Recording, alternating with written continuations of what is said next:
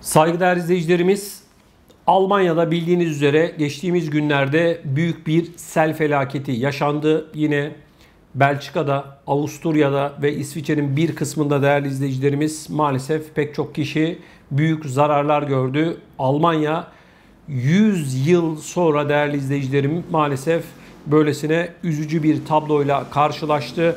Şunu söylememizde bir fayda var. Tabii ki bu tarz doğal afetler karşısında insanoğlu gerçekten çok çaresiz ve ne kadar çaresiz olduğunu bir kez daha gözlemliyoruz.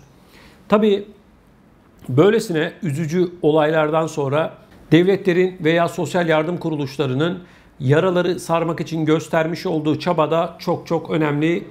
Ancak Almanya'da yeni bir kavga başlamış durumda. Sosyal yardım kuruluşlarıyla devletin resmi yardım kuruluşları arasında ciddi bir kavga durumu söz konusu. Sosyal yardım kuruluşları, sivillere ait olan, halkın gönüllü olarak hizmet verdiği sosyal yardım kuruluşları devletin bilerek ve isteyerek kendilerini saf dışı bırakmak istediğini ve halkın gözünde de kendilerini küçük düşürdüğünü ifade ettiler. Bununla ilgili tartışmalar da Almanya'da ciddi anlamda ayyuka çıkmış vaziyette. Şimdi bununla ilgili bir gelişme var. Bunu hemen sizlerle paylaşacağım. Kuzey Ren-Vesfalya ve Rheinland-Pfalz'da eyalet hükümetlerinin sel felaketinin ardından açtıkları ortak bağış hesabıyla yardım toplamaya başlamaları, Almanya'da afet yardımını finanse etme ve yönetme konusunda onlarca yıllık deneyime sahip hiçbir yardım kuruluşu ve ittifakın olmadığı algısına yol açtı. Bölge halkı sosyal medya hesaplarından yaptıkları paylaşımlarda devletin yardım kuruluşlarını rakip gibi görüp koordinasyonu engellediğini, bu nedenle mağdur olduklarını belirtiyor.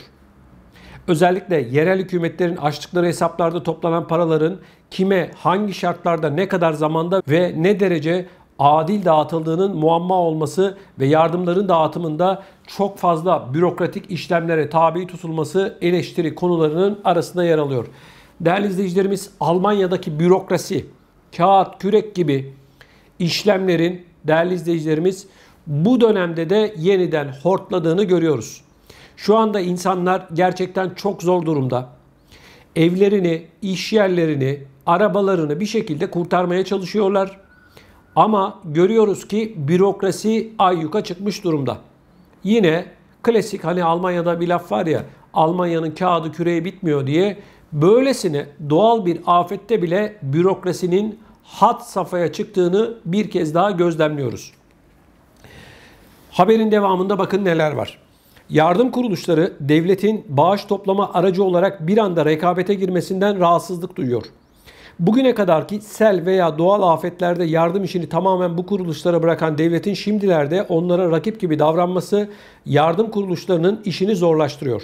Pek çok sosyal yardım kuruluşunun Alman medyasına yaptığı açıklamada devletin kendilerine rakip olmasının afet bölgelerindeki karmaşık yardım koordinasyonunu daha da zorlaştırdığını belirtti.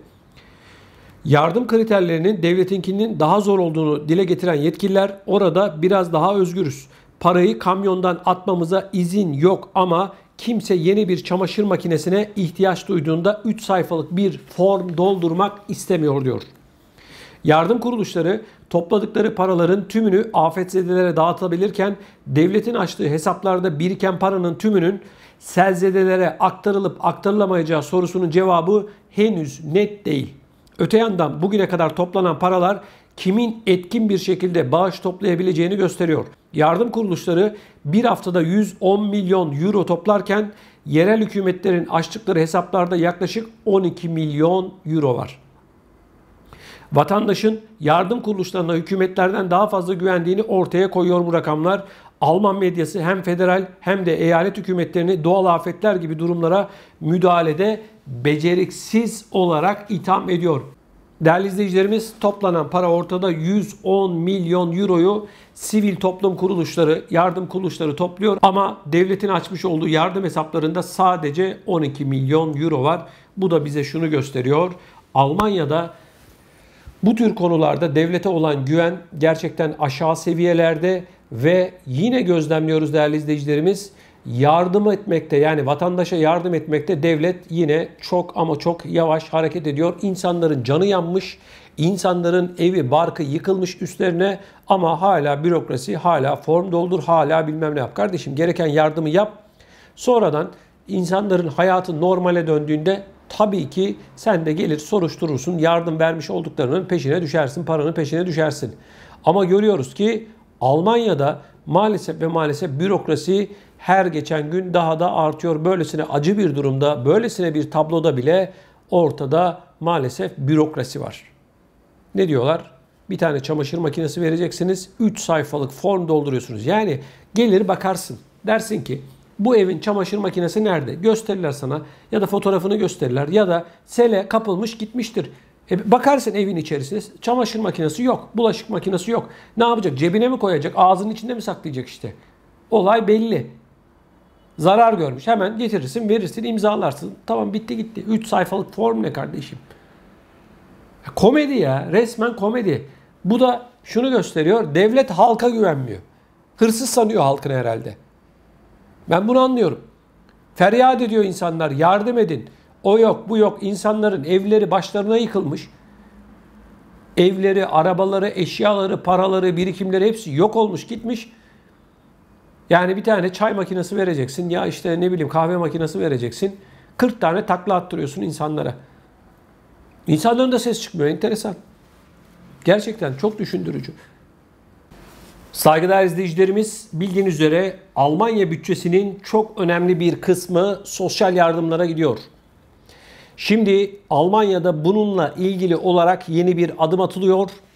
Bu atılacak adımla birlikte sosyal yardım alanlar çok sıkı bir şekilde denetlenecek. Şimdi bununla ilgili detayları hemen sizlerle paylaşmak istiyorum. Almanya'da özellikle korona salgını döneminde işsiz sayısı artarken sosyal yardımla geçinenlere de kolayca başvuru imkanı tanınmıştı. Ancak şimdi Federal İş Ajansı Hartz IV adlı sosyal yardım alanların sermaye ve mal varlıklarının daha sıkı bir şekilde kontrol etmeye hazırlanıyor. İş Ajansı'nın iç denetim bölümü gelecekte Hartz IV alanlarından genel olarak tüm sermaye ve mal varlıklarının türü, miktarı ve yatırım koşulları hakkında bilgi alınmasını önerdi. Bu şimdiye kadar sosyal yardım alanların yılda sadece 100 Euro'dan fazla faiz geliri alması halinde sorgulanıyordu. Ancak bankalardaki düşük faiz oranı nedeniyle büyük sermaye olsa bile daha düşük faiz geliri elde edildiği belirtildi. Yani faiz gelirinin düşük olması artık sosyal yardım alan kişinin küçük sermaye sahibi olduğu anlamına gelmiyor. Şu ana kadar iş ajansı çalışanlarının şüphe bulunması durumunda bile sosyal yardım alan kişilerin sermaye ve mal varlıklarını araştırmakta çekimser kaldığına dikkat çekildi. Raporda yeni düzenleme ile birlikte çalışanların sosyal yardım alanların daha da sıkı denetleneceği belirtiliyor.